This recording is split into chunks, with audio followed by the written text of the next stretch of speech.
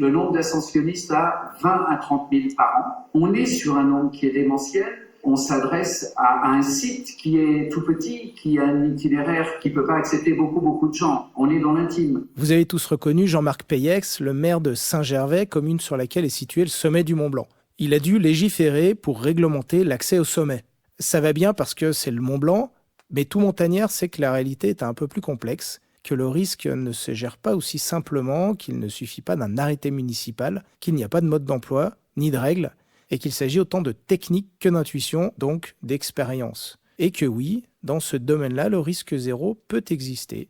C'est pas moi qui le dis, c'est Tony Lamiche, athlète professionnel et guide de haute montagne, évidemment intarissable sur le sujet. En montagne, en tant qu'alpiniste et tout, on est obligé d'être confronté au risque et de le gérer. Donc on devient un peu des gestionnaires du risque et c'est notre métier. Donc si il faut qu'on ait compris qu'est-ce qui peut nous arriver, donc c'est soit une menace, soit une erreur. Et après, il faut gérer ça. Donc il faut se laisser du temps et de la marge pour avoir de la gestion, pour avoir des coups d'avance. C'est un terrain qui est complexe, qui est flou pour certaines personnes et qui est assez clair pour d'autres. Il y en a, je te dis, qui voient assez bien. Parce qu'ils savent mettre l'accent sur ce qui est important à voir au moment où c'est important de le voir.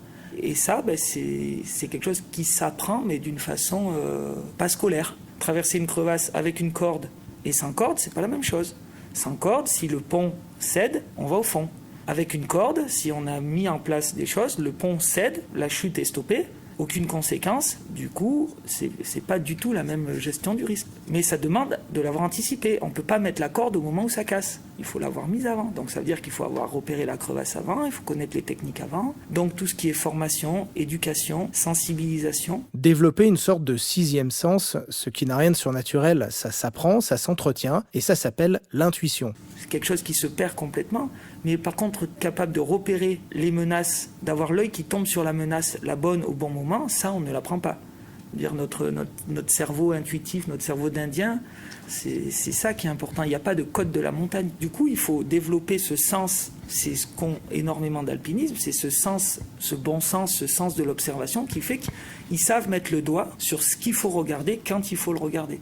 Pour moi, c'est vraiment le point le plus important. Mais dans la société dans laquelle on vit, c'est difficile à mettre en première ligne, puisque il nous faut des mesures, il nous faut des méthodes, il nous faut des principes. Pour bien comprendre la notion de risque, Tony compare la montagne à un escalier. Et c'est là que vous allez comprendre que le risque zéro existe bel et bien. L'escalier, en soi, n'est pas un danger. Je veux dire, l'escalier ne va pas nous tomber dessus. L'escalier, il est là, c'est le parcours qu'on a à faire. Quand on est arrêté en haut de l'escalier assis, on est en sécurité par rapport à l'escalier. On ne va pas tomber, on ne va pas rouler. Si personne nous pousse, on est là, on est arrêté, on est en situation tranquille. On n'est pas en danger, on est en sécurité. Donc le risque zéro existe. Aucune probabilité de tomber dans l'escalier, risque zéro. Aucune conséquence, risque zéro. Sécurité. Voilà. Par contre, du moment où je me mets debout, que je marche dans l'escalier, j'accepte de rentrer dans cette zone de risque et du coup de la gérer. C'est de la gestion du risque. Et donc si mon niveau technique est assez élevé, si l'escalier n'est pas savonneux, si mes baskets sont de bonne qualité, si j'ai un bon entraînement technique, si je suis réveillé, si, la probabilité que je tombe dans un escalier est très très faible. Quand un enfant va dans un escalier, tout le monde va le parer. On va mettre des barrières en haut pour lui interdire l'escalier, parce qu'il n'a pas ce niveau technique-là. Une personne âgée, on va l'accompagner, parce qu'elle a moins de physique, donc elle va avoir plus de probabilité de tomber. Mais un adulte va dans un escalier, on ne va pas interdire l'escalier à un adulte parce qu'il peut tomber dedans. Voilà la phrase clé.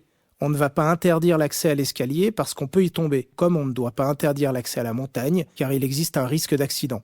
Pour Lorenz Frutiger, guide de haute montagne à Grindelwald, au pied de la Jungfrau et de l'Eiger, c'est même important pour l'apprentissage de pouvoir faire des erreurs en montagne. Les gens, c'est important qu'ils ont la possibilité de faire aussi des fautes et d'apprendre des fautes. Comme ça, on progresse. Et puis, si on n'a pas ces possibilités, on ne va pas progresser du tout. Et pour toi, quel est le meilleur moyen pour apprendre la gestion du danger en montagne? Comment est-ce qu'on apprend ça? Parce que moi, je dis toujours, c'est bien de commencer avec un guide et d'apprendre un peu d'un professionnel et demander beaucoup de questions. Qu'est-ce qu'il pense de la situation, des conditions, ouvrir les yeux et puis aller dehors. Mais c'est certainement quand on fait l'activité ce qu'on apprend le plus. Résumons, pour apprendre à gérer le risque en montagne, il faut apprendre des techniques, développer son instinct et surtout passer du temps dans l'élément.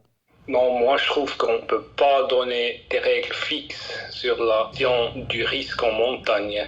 Il faut beaucoup de temps de l'apprendre, les risques dans les montagnes, parce que c'est certainement quelque chose de vraiment complexe. C'est l'homme qui fait les décisions, c'est peut-être les dynamiques entre les gens qui sont là-dedans, mais c'est aussi la météo, c'est les conditions qui changent toujours. Alors c'est vraiment, vraiment complexe de faire des bonnes décisions. Comme ça prend du temps. Et moi, j'ai guidé pendant 16 années maintenant, toute l'année, et toutes les saisons, encore j'apprends quelque chose. Alors ça finit jamais. Dans cette réflexion autour du risque, quelle est la responsabilité des marques fabricants de matériel ? Moi, je travaille pour une marque comme Salomon et c'est des questions qu'on se pose. Et leur responsabilité, c'est justement d'amener de l'éducation. Donc, ils proposent le matériel. À côté, il faut amener de l'éducation. Si on fait que vendre du matériel, avec Romain Resson qui travaille avec moi, il s'était posé la question par rapport au free-ski. On voit des vidéos, on a vu des gens s'envoyer avec une connaissance de la montagne très faible. Une marque, nous, c'est ce qu'on a monté. On a monté des formations, on a essayé de créer un contenu. Ce dont je parle là, on l'a créé pour ça, pour justement essayer d'éduquer et qu'on soit tous impliqués, autant les marques que souvent les consommateurs disent « Ah ouais, mais c'est parce que la marque... » Oui, mais toi, est-ce que tu es impliqué dans ce que tu fais ?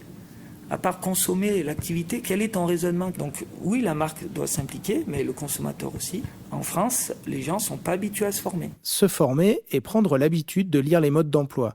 À ce moment-là, Tony me demande si j'ai bien lu la notice de mon DVA et je dois lui avouer que je ne l'ai même pas ouverte. Responsabilité des marques, responsabilité des consommateurs et des pratiquants, mais aussi responsabilité des athlètes. Athlètes comme Michel Lannes, trailer, guide et secouriste au PGHM.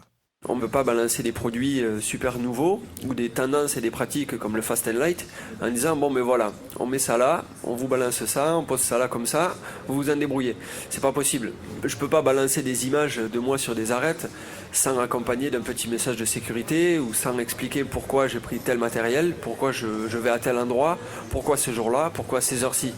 Donc moi je pense que les marques elles ont vraiment une responsabilité là-dedans et c'est tout à leur honneur de dire bon mais voilà, on vous offre des produits, c'est super bien, ça vous offre énormément de liberté, mais par contre derrière ça vous expose à des dangers et nous on est là pour pas vous donner des leçons mais pour vous dire voilà peut-être tirer une petite sonnette d'alarme ou allumer une petite lumière où là vous allez vous dire ah ok là il y a une super paire de skis, on peut sauter des barres rocheuses mais ouais non parce que peut-être qu'il y a des choses à apprendre et par qui on apprend ça par des athlètes qui ont vachement de bouteilles, qui ont un message super clair et intelligent à faire passer. Bon mais ouais je suis peut-être pas Superman et je vais peut-être participer à ça. On a tous un rôle à jouer là-dedans parce que on serait les premiers perdants si on voyait le nombre de décès augmenter au fil des ans à cause du risque d'avalanche et ça serait aussi difficile à vivre, enfin moi personnellement ça serait très difficile à vivre d'avoir une responsabilité sur des accidents mortels par exemple, directement ou indirectement liés à ma pratique. Donc voilà, je pense qu'on ne peut pas se cacher derrière un Instagram ou une image en disant bon mais voilà, je vends du rêve mais j'assume rien derrière.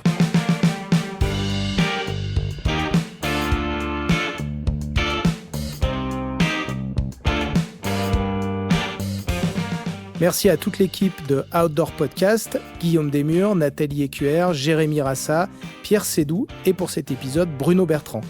Outdoor Podcast est une production du studio Murmure.